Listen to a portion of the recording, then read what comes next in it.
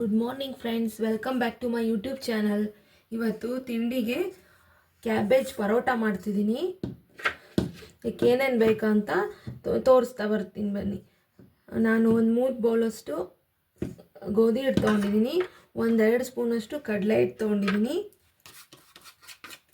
Next ಖಾರದ ಪುಡಿ 1 table spoon, ಬೇಕಾದ್ರೆ ಜಾಸ್ತಿ ಹಾಕ್ಕೋಬೋದು. ನೆಕ್ಸ್ಟು 1 ಸ್ಪೂನು ಜೀರಿಗೆ, ಒಂದು ಸ್ವಲ್ಪ ಓಮ್ ಕಾಳು ಹಾಕ್ತಿದ್ದೀನಿ, ಒಂಚೂರು ಅಷ್ಟೆ. ನೆಕ್ಸ್ಟ್ ಸ್ವಲ್ಪ ಅರಿಶಿನ,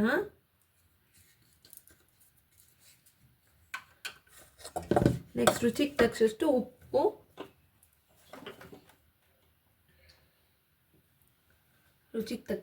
ಹಾಕ್ತಿದ್ದೀನಿ. ನೆಕ್ಸ್ಟ್ ಸ್ವಲ್ಪ ಕಸೂರಿ ಮೇಥಿ ಹಾಕ್ತಿದ್ದೀನಿ. ಇದಕ್ಕೆ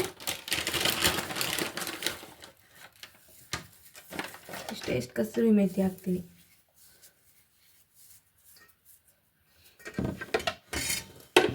ನೆಕ್ಸ್ಟ್ ಇವಾಗ ಕ್ಯಾಬೇಜ್ನ ಹಾಕ್ಕೋತಿದ್ದೀನಿ.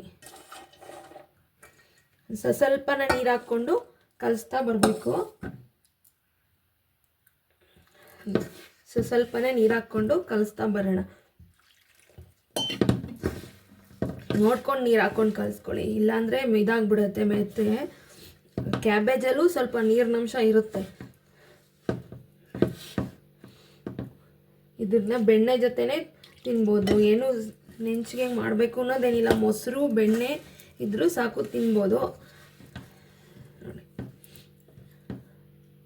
ನೋಡಿ ಎಲ್ಲ ಈ ಥರ ಬಾಲ್ಸ್ ಮಾಡ್ಕೊಂಡಿದ್ದೀನಿ. ರುಚಿಯಾದಂಥ ಪರೋಟ ಬೇಗನೆ ಸುಲಭವಾಗಿ ಮಕ್ಕಳಿಗೆ ಲಂಚ್ ಬಾಕ್ಸ್ಗೆ ಮಾಡಿಕೊಡ್ಬೋದು. ನೋಡಿ ಎಲ್ಲ ಈಗ ಹರಿತೀನಿ. ಇವಾಗ ತುಂಬ ತೆಳು ಹರಿಯೋಕ್ಕೆ ಕಷ್ಟ, ಹರಿತೀನಿ.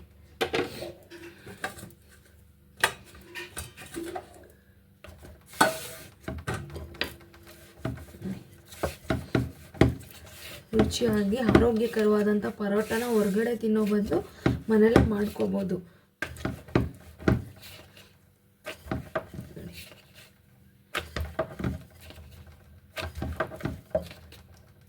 ಇದಕ್ಕೆ ಚಟ್ನಿ ಪುಡಿ, ಮೊಸರು, ಕೆಂಪು ಚಟ್ನಿ ಕಾಂಬಿನೇಷನ್ ಚೆನ್ನಾಗಿರುತ್ತೆ.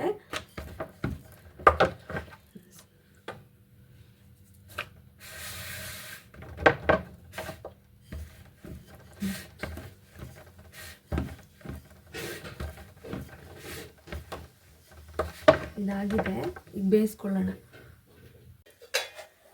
ಹಾಕ್ಕೊಂಡಿದ್ದೀನಿ. ಇವಾಗ ಬೆಣ್ಣೆ ಹಾಕ್ಕೊತೀನಿ. ಇದಕ್ಕೆ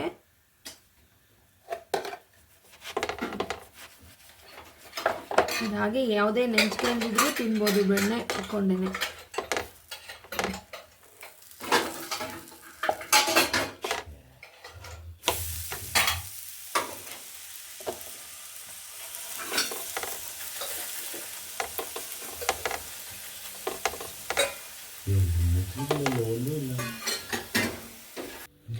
ನೋಡಿ ಇದಾಗಿದೆ.